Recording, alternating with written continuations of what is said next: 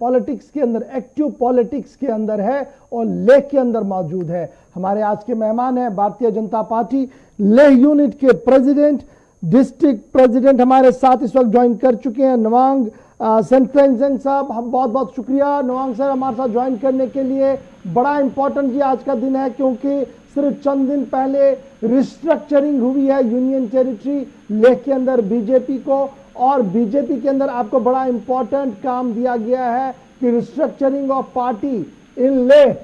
किस तरीके से माहौल को देख रहे हैं और क्या प्रायोरिटियां रहेंगी आपकी अब? गौर साहब बहुत बहुत धन्यवाद जुले से आपके चैनल के माध्यम से, क्योंकि मैं आज ही इस सीट पे, इस ओहदा पे अपॉइंटेड हुआ हूँ। तो सबसे पहले मैं अपने एमपी साहब का और संगठन के जो महामंत्री ऑर्गेनाइजेशन है श्री अशोक कोल जी का और सारे कार्यकर्ता और हमारे एग्जीक्यूटिव जो भारतीय जनता पार्टी का, उनका शुक्रिया अदा करता हूँ, धन्यवाद देता हूँ कि उन्होंने इस समय मुझे योग्य समझा है। तो प्रायोरिटियां क्या रहेंगी जनाब पार्टी के अंदर और पार्टी के बाहर उसको मजबूत करने के लिए, क्योंकि माना जा रहा है कि एक वेव अभी है, उसको कंसोलिडेट किया जाए आने वाले चुनाव के लिए, क्योंकि लद्दाख ऑटोनॉमस हिल डेवलपमेंट काउंसिल लेह के चुनाव आगे हैं। जी गौर साहब, अभी छठा लद्दाख ऑटोनॉमस हिल डेवलपमेंट काउंसिल का जो इलेक्शन आगामी महीनों में होने जा रहा है, जो अक्टूबर में जो उन्होंने फिक्स किया है। तो मैं चाहता हूं कि आजकल जिस तरह भारतीय जनता पार्टी पूरे लद्दाख में शुरू से जो इस पार्टी जो एक ट्रांसपेरेंट पार्टी है, उसको समझ के नौजवान लोग बड़ी मात्रा में भारतीय जनता पार्टी के आइडियोलॉजी को समझ के यहाँ पे दिन प्रतिदिन शामिल हो रहा है। तो ये हमारे लिए एक गौरव की बात है। तो कितनी मुश्किलें हैं और कितना आसान रास्ता है सामने? जी गौरव जी, मैं सोचता हूँ कि जिस तरह प्रगति डेवलपमेंट जो कई एक सालों से जिस तरह लद्दाख को यूटी मिला है, तो उसकी मद्देनजर रखते हुए हर एक जो लोगों के मन में यह है कि भारतीय जनता पार्टी 70 सालों के बाद लद्दाख को उस उन्नति पर ले जाने के लिए ये एकमात्र पार्टी है। तो लोगों के समाज में हमारे भारतीय जनता पार्टी के और बहुत समझदारी से लोग समझ रहे हैं, और हमारे जो प्रिय नेता पहले है जो सुदन साहब जी और श्री साहब लखुक और हमारा डायनेमिक यंग लीडर एमपी साहब है, वो सारा जो है लद्दाख के भविष्य को, विजन को देखते हुए अपने पूरा बहुमूल्य जो समय उन्होंने दी है, उनके नक्शे कदम पर चलते हुए अभी जो हम यहाँ पे बैठे हैं, हमारे कार्यकर्ता है, एग्जीक्यूटिव से एमपी है, बाकी हिल काउंसिल में जितने भी ओहदेदार एग्जीक्यूटिव पोस्ट पे बैठे हैं, सब उन्हीं के छत्र छाव पे गाइडेंस पे हम इस पार्टी को चला रहे हैं, और हम मजबूती के साथ कई वर्षों तक इस भारतीय जनता पार्टी को ले में। नवांग साहब, बड़ा इंपॉर्टेंट ये है जी, अभी अगर हम लद्दाख यूनियन टेरिटरी के लोगों की बात करें, cutting across the party and political lines,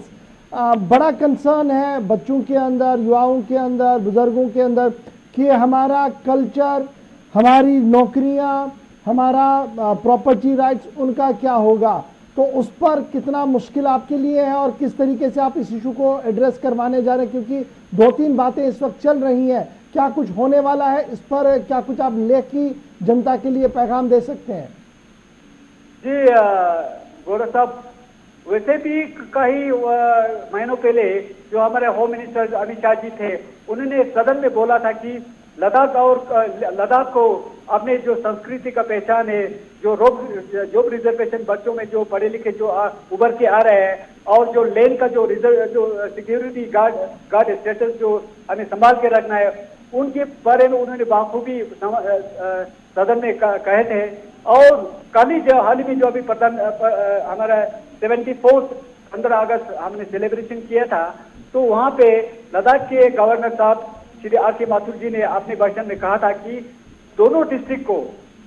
बहुत अपना एम्पावर करेंगे, पहले से ज्यादा पावर दिए जाएंगे, और लद्दाखियों का जो जॉब रिजर्वेशन हो या लैंड सेफगार्ड हो, वो सारा मद्देनजर रखते हुए मिनिस्ट्री ऑफ होम सही समय पर वो डिक्लेरेशन होगा। तो आपकी नजर में क्या डोमिसाइल कानून एक अच्छा कानून हो सकता है जिसको आप रिकमेंड कर सकते हैं, या कुछ और आपकी नज़र में है? जैसे कुछ लोग शेड्यूल 6 की भी बात कर रहे हैं, तो बीजेपी ऑन द होल और एज अ पॉलिटिकल स्टूडेंट के आप कैसे रिकमेंड करेंगे इन दोनों चीजों में से किस चीज को?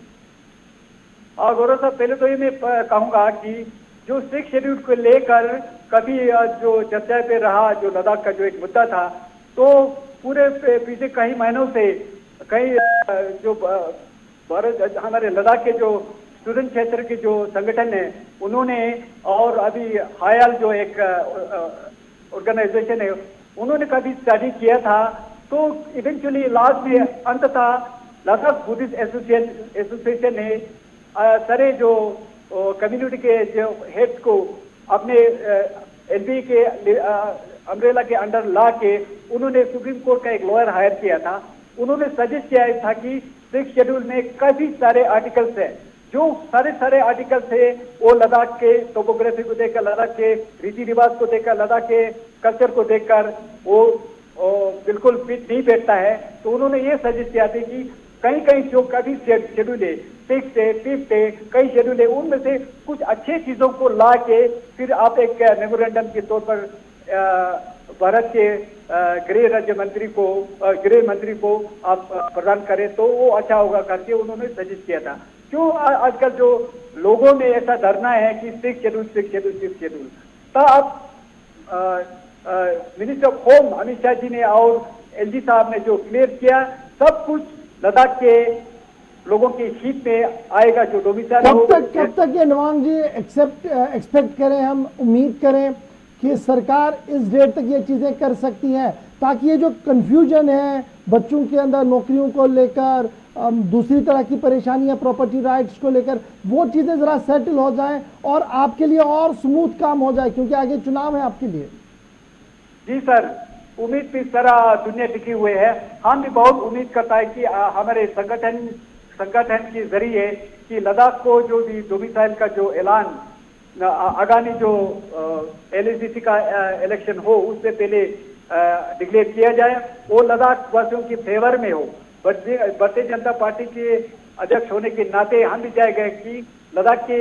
हित में हो, जो भी डोमिसाइल में कंटेंट हो, जो भी हो लद्दाख की हित में हो, यही कहना चाहूंगा गौरव जी। इन दिनों हम देख रहे हैं कि मुख्तलिफ इलाकों से, मुख्तलिफ पार्टी से लोग बीजेपी के अंदर आ रहे हैं और वहाँ संगठन के अंदर काम करना चाहते हैं। सिर्फ 1-2 महीनों के अंदर अंदर चुनाव है हिल डेवलपमेंट काउंसिल के, जो अब सिर्फ एक डेमोक्रेटिक इंस्टीट्यूशन बचा है, एक लेह के अंदर, एक करगिल के अंदर, क्योंकि आपके पास अब एमएलए नहीं रहे हैं। तो ये जो चुनाव सामने है, ये जो लोगों का आना है, क्या इलेक्शन सारा केक वॉक है या विपक्ष अभी भी कहीं पर आपको नजर आ रहा है जो रोड़े अटका सकता है, जो राहें आपके लिए मुश्किल कर सकता है हिल काउंसिल के दफ्तर तक? यही कहना चाहूंगा गौरव जी, अभी वही मुद्दा वही बचा है, क्या लद्दाख सेफ होगा, लैंड की दृष्टि से या जॉब की दृष्टि से सेफ होगा। वही हम चाहते हैं कि मिनिस्टर ऑफ होम से कि अभी जो हमारे विपक्षी दल हैं उनकी बस मुद्दा बचा नहीं, या 6 शेड्यूल या डोमिसाइल। हम चाहेंगे कि डोमिसाइल में ऐसा satisfactory decision minister of home से आए, ताकि बड़े सभी जो हमारे विपक्षी दल है या जो हमारे जो स्टूडेंट एसोसिएशन है वो सारा अपने जो रियलाइजेशन को रियलाइज करे कि हाँ बीजेपी ने सही कदम उठाया और हमें सही हक देने जा रहा है। यानी अगर चुनाव से पहले ऑर्डर आता है तो आपके लिए केक वॉक हो जाएगा, आसान हो जाएगा बड़ी चीजें, और अगर वो चुनाव की वजह से नहीं आ पाया, कोड ऑफ कंडक्ट लगा उस बीच और अनाउंसमेंट नहीं हो पाई, तो मुश्किलें हैं चुनाव के दौरान। फिर नहीं सर, इसका भी कोई हमें बाद में भी ये डिसीजन बाद में भी आ सकता है। हम अपने यहाँ से कोई डिसीजन नहीं ले सकते। मिनिस्टर ऑफ होम से जो एक उचित समय है, हम तो चाहेंगे कि यहाँ पे हमारा इलेक्शन, आगामी इलेक्शन होने वाला है, तो हम चाहेंगे कि वो लद्दाख के हित में जितना भी एक डिसीजन हो हित में हो, ताकि लद्दाख के सारे जो 26 के 26 सीट है वो सारे भारतीय जनता पार्टी की झोली में आए। नहीं तो वही भी अभी 1 साल होने हुआ है कि लद्दाख को यूटी दिया है, बहुत डेवलपमेंट हुआ है। उनके तौर पर हम भारतीय जनता पार्टी सारे कैंडिडेट हमारे डेवलपमेंट को लोगों के सामने जाके हम वोट मांगेंगे, और उम्मीद है कि इन सब को मद्देनजर रखते हुए लद्दाख के बाशिंदे भी, लद्दाख के जितनी भी जनसंख्या है वो बीजेपी को सपोर्ट ये जो युवाओं का एहतजाज हुआ, प्रोटेस्ट हुआ था सरकार को लेकर, और वो कह रहे थे कि देखिए हमारी नौकरियों के लिए क्या कुछ होगा, क्या पॉलिसी होगी, वो अभी तक क्लियर नहीं है, इसलिए हम सड़क पर है। ऐसा लग रहा था कि उसके बाद एक पॉलिटिकल सिस्टम उसको टेक ऑन करके इसका मदावा ढूंढेगा, लेकिन अभी तक भी कोई क्रिस्टल क्लियर पॉलिसी लद्दाख के युवाओं के लिए नहीं है कि उनकी नौकरी कैसे होनी है, कहां पर होनी है, कितना प्रोटेक्शन होगा उनके लिए।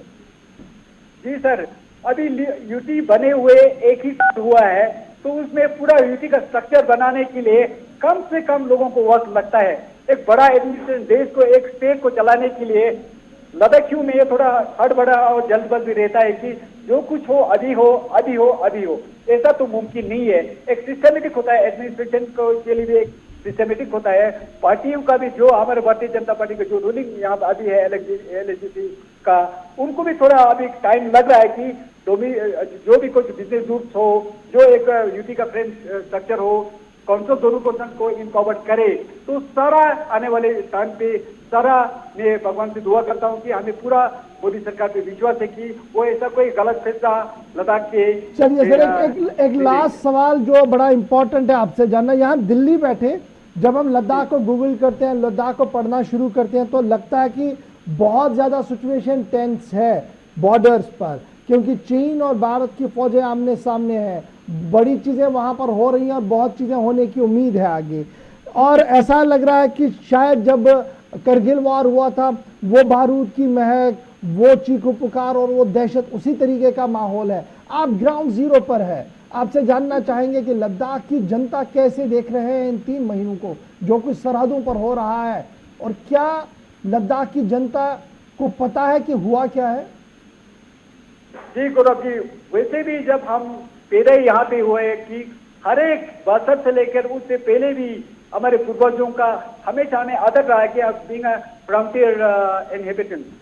हम यहाँ के बशिंदे हैं, तो सदियों से कई जंगे हुए हैं, तो हमें एक आदत सी हो गई है, जो कुछ होगा फ्रंटियर पे जो बैठा है यहाँ पे, हमें रिस्पॉन्सिबिलिटी मिनिस्ट्री ऑफ डिफेंस से क्या होगा, सोसाइटी को कि युद्ध के समय हमें क्या करना होगा, वो हमेशा तत्पर रहते हैं, हमेशा हम रेडी रहते हैं। बाकी जो कुछ जो आपके माध्यम के थ्रू, मीडिया के माध्यम से जो कुछ टेलीविजन में दिखाया जा रहा है या बोला जा रहा है, वो इतना सत्य में नहीं समझता हूँ। जो कुछ हो रहा है कि भारत देश की रक्षा के लिए लद्दाखी पहले से भी तैयार थे, अब भी तैयार है, और हमेशा आने वाले कभी सदियों तक हम नवाब साहब कह रहे हैं कि जो शेफर्ड्स है, नोमैड्स है, जो अपनी भेड़ बकरियां चराने के लिए इन इलाकों की ओर जा रही थी, उन पर बैन लगा दिया गया बहुत पहले से, जिसकी वजह से आज ये सिचुएशन हुई है। टेक्निकल गलतियां हुई जी, एडमिनिस्ट्रेशन से और पॉलिटिकल लोगों से। जी, वो काफी समय से चलते आ रहा है कि लद्दाख के जब 1947 का हमारा अपना राज्य था, लद्दाख एक हिमालयन किंगडम था, उसके बाद जब भारत देश में हम मिलाए गए थे, तब के प्रधानमंत्री श्री जवाहरलाल नेहरू जी ने ये क्या कहा था कि लद्दाख में कुछ एक तिनका घास भी नहीं उगता है, तो बाकी लीडरों की तरह, बाकी जो इंटेलेक्चुअल्स की तरह, पॉलिटिशियन जो एक्सपर्ट्स है, जो लद्दाख को देखते आ रहा है कि उस हालत में क्या था, आज ये हालत किस तरह हुआ था। बाबा भीमराव अंबेडकर जी ने भी कहा था कि तब पे उन्होंने वार्न किया था जब वो हमारा संविधान लिख रहे थे। उन्होंने ये कहा था कि जो हालत अभी चीन के और भारत के बीच चल रहा है, उन्होंने प्रोफेसी कर दिया कि भविष्यवाणी करता है कि आप इसको नेग्लेक्ट करेंगे भारत क्षेत्र को, तो बाद में आपको बहुत पछताना पड़ेगा, भारत की रक्षा जो है ना बड़े खतरे में होगा। वही हो रहा है। तो उसमें 70-50 सालों से जिस किसी ने भी देश में राज किया है, उन्होंने पॉलिटिकल के साथ, अपने दबदबा के साथ, अभी उसका खामियाजा हमें भुगतना पड़ रहा है। अगर ये सरकार पहले होती तो इस तरह